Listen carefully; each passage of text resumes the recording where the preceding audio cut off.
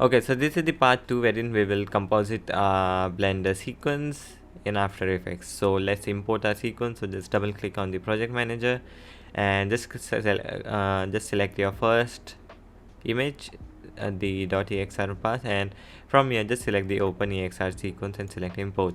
So there we have our sequence. Now currently you'll see that it's set, the layer is set to 30 fps, but you remember in Blender we had exported it as 24 fps. So what we'll do is just right click on the layer, interpret footage main, and from here just change this to 24 frames per second.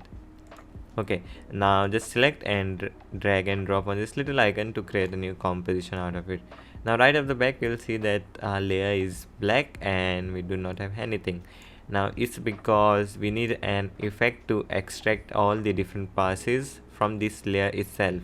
So how do we do that? So there is an effect in After Effects and it's called extractor. Just search for extractor and there we have it. And if you just click on layers, you'll see you will have multiple layers. Remember we had set it up everything in Blender, like the mist pass, the emission pass. So from here just select the combine, which is our main beauty pass.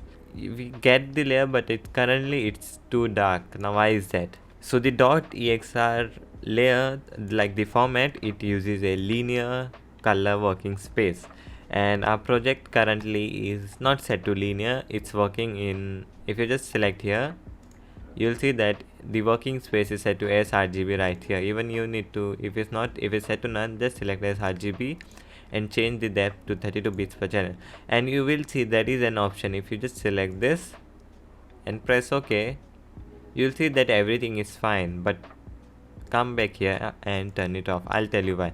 Because if you just select the linearized working space, it basically converts each and every layer into a linear working space. So even if you drag and drop some assets, and it just works differently. So I just ignore this part here wherein I do not change this, I do not take this. So instead what I do is, there is an effect. If you just search for color profile converter, and if you just select linearize input profile, now basically what it does is this just converts this layer into a linear working space. So the other layers, they will be in normal, they will work in sRGB color space, and only this layer will work in a linear color space. So if you just turn it off, it will be dark, and if you turn it on, it will be back to normal as we had seen in Blender. So now just just press spacebar and just let the After Effects cache the whole layout. In the beginning it will be slow, so we'll just wait for it to render this out. Okay, so here is our sequence, and in Blender I just forgot to move this guy up, and as you can see the leg is intersecting with the ground. My bad. So I remember I had said that I need to move this guy up, but I didn't move. It's okay, but we'll still work on the compositing part. So first off, let's just rename this to source, and what we'll do is we'll duplicate this layer. So just select the layer and hit Ctrl D to duplicate it, and from the layers just select the emission pass right here. So you'll see that only the fire is visible. So what we'll do is we'll just rename this to image. Let's just rename it to emit.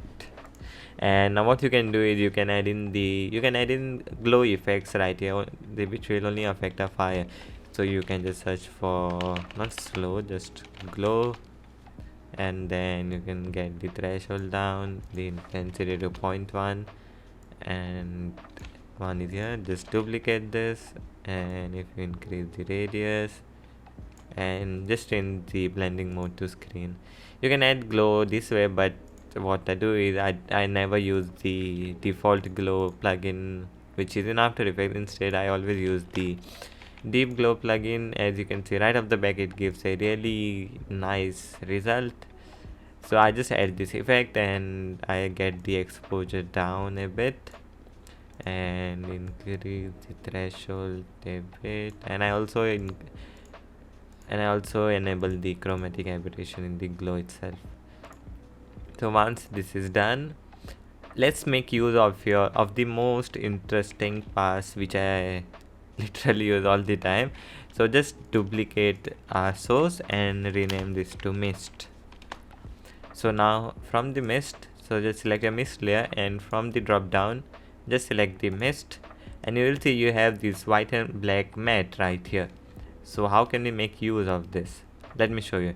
Just right click in here, select new, and just create a solid and get the color to somewhere around something like this, like a orange color, and I'll just rename this to haze, something like this.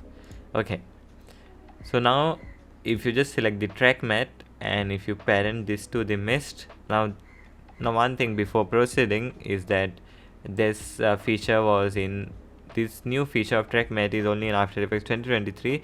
If you are using the older version, then what you'll need to do is get the haze layer down and your mist layer up, and there will be an option to track matte. So just from the drop down just select Luma matte right here. So in newer version it is something like this. Currently it's set to alpha matte. I'll change this to Luma matte, and you will see that something has happened. So let me show you now how to do it. So if you just enable your mist pass and just solo it for some time and add the levels effect, and I'll just make it more obvious. I'll just increase the contrast a bit and I'll hide it for now. So if I just move the values, you can see how it works. Wherever there is white, this layer will only be visible there. So you can just add in a fill effect on your haze layer, and you can change the color to anything, to any color that you like, and get the opacity down to somewhere around 25.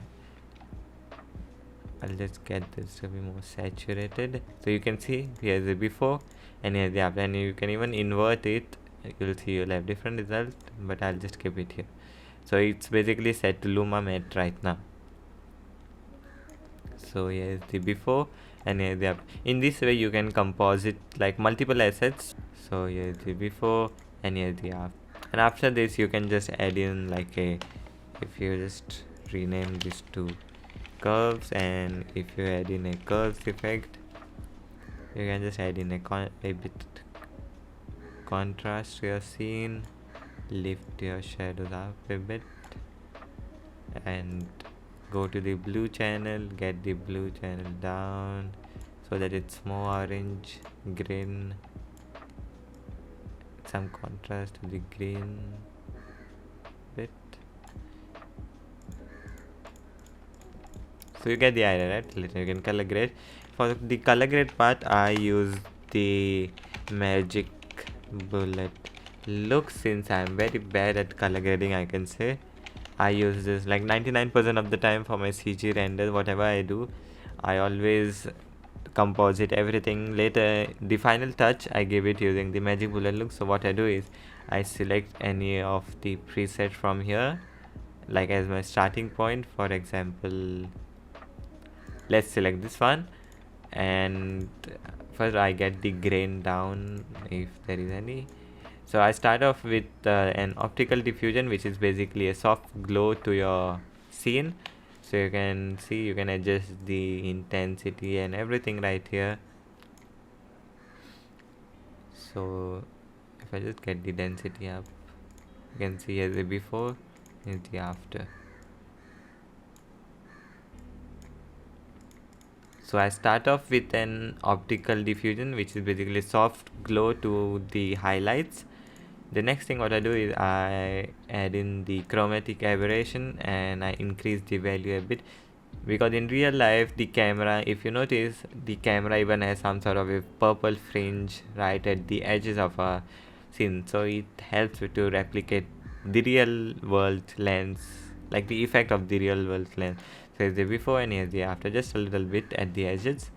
Next thing what I do is I add in a lens vignette and I change this to anamorphic, and I pull this all the way back and just shrink it down to the place I want, and move on. I add in a haze flare wherever required, and I just get the softness all the way back to 0, and then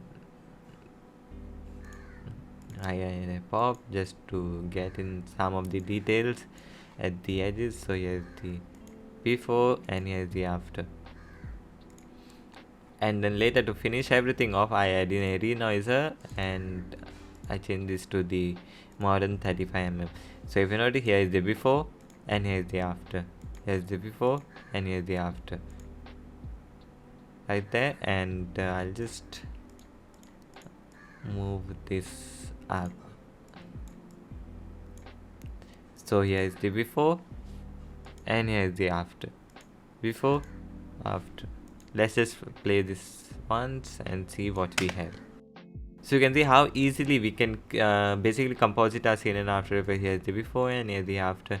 Just a few things and you can take your scene from looking like this to this. You can use the mist pass or the Z depth pass in so many different ways. Like you can add multiple and so many assets and just enhance your scene with the mist pass. If you have the assets from Action VFX like the fog elements, you can definitely add them back. It's all about just compositing some elements, especially fog elements. In this case, since the environment is already like this foggy environment, so if you just add in more stock footages on top, it looks 10 times better than what we had before. So that's it for the compositing, but I would go more deep into compositing, but I won't do it for this tutorial. I'll be releasing another tutorial next month. In that, we'll just take a deep dive in how to can export your Blender camera to After Effects and composite such elements directly into After Effects and make your scene look much more interesting than what you get from Blender. So I'll see you guys later. Bye bye and take care.